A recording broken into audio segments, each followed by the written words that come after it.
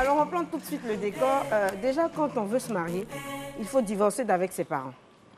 C'est la loi de la nature. C'est dur, hein, ce mot. C'est la loi de la nature. On ne peut pas avoir deux époux à la fois, c'est pas possible. Il faut pouvoir couper le cordon ombilical, c'est très important. Okay. Voilà. Parce qu'en fait, ce qu'on ne sait pas, surtout chez nous les Africains, c'est que tu nais dans une famille. La famille s'occupe de toi, tu deviens mature, mais tu es appelé à fonder ta propre famille. Yeah. Voilà. Si tes parents, à la base, ne s'étaient pas occupés de toi, si maman ne s'était pas occupée de son mari, je pense que tu ne serais pas cet adulte accompli que tu es aujourd'hui. Mais sans oublier quand même sa famille. Sans oublier la famille. Justement, ce que je voudrais ajouter, c'est que cela ne signifie pas qu'on doit être méchant.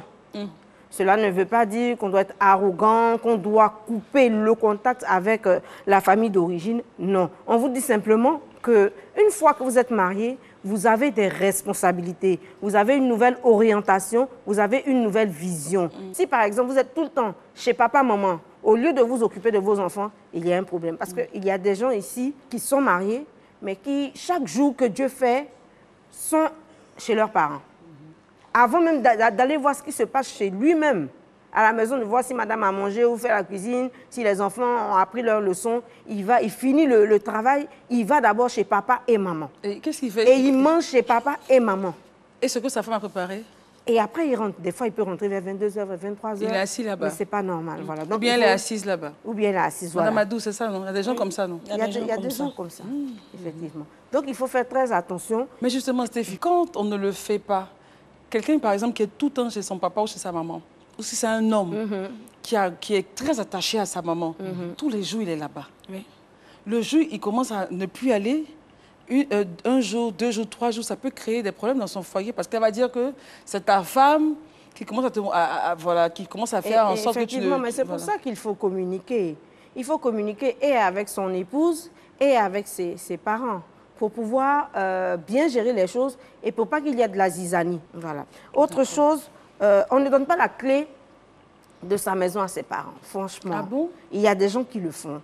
C'est-à-dire, au lieu de remettre, c'est vrai que madame a peut-être son trousseau de clés, mais on préfère toujours remettre une clé ou 2 clés au petit frère qui n'habite pas là, ou à la maman ou au papa en se disant, on ne sait jamais. Donc, on remet la clé à qui alors? À la femme.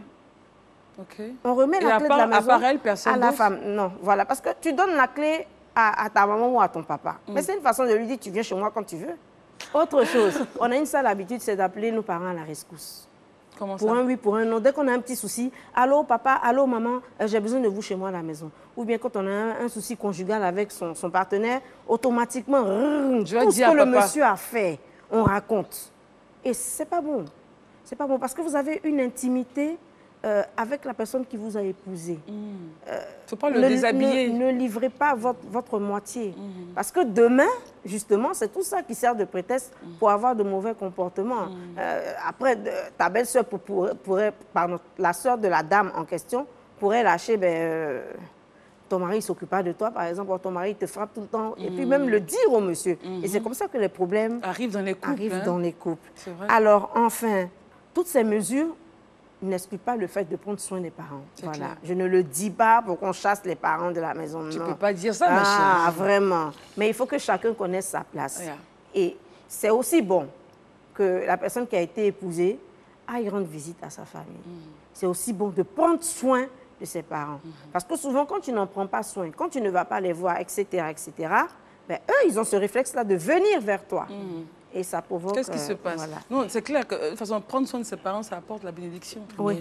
Maintenant, comme Stéphie a parlé de points très spécifiques, dès qu'il y a un petit souci, il appelle « Allô, maman », 40 ans, 50 ans, « Allô, maman ». Non, c'est vrai. Il y a des hommes comme ça. Des hommes comme ça. Il est marié, sa femme, et la bonne dame en souffre peut-être. Quand elle en parle, ça crée des histoires. Pourquoi est-ce qu'un homme à cet âge-là peut appeler sa maman au secours? Tu as vu ce qu'elle a dit, elle a même dit que je te donne trop de cadeaux. Et même dire même que voilà ce que madame a dit contre toi et tout. C'est ça. Moi, je pense bien que la plupart des hommes qui font ça, c'est l'aîné ou soit le dernier. D'une famille? D'une famille. Ok. Parce que l'aîné, vous voyez, quand 2 personnes sont ensemble, que le premier enfant naisse, mais dis donc, l'amour que la mère et le père manifestent pour leur enfant, c'est énorme. Voilà. Et surtout que nous, les femmes, c'est nous qui faisons nos enfants. Donc, l'enfant, il est habitué. Sincèrement, pour se détacher de sa maman, c'est pas facile. Parce que la mère lui a donné tout.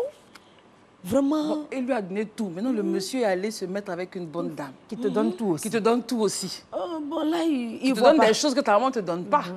Vraiment, que la maman ne peut même pas donner, mais elle ne peut même pas faire.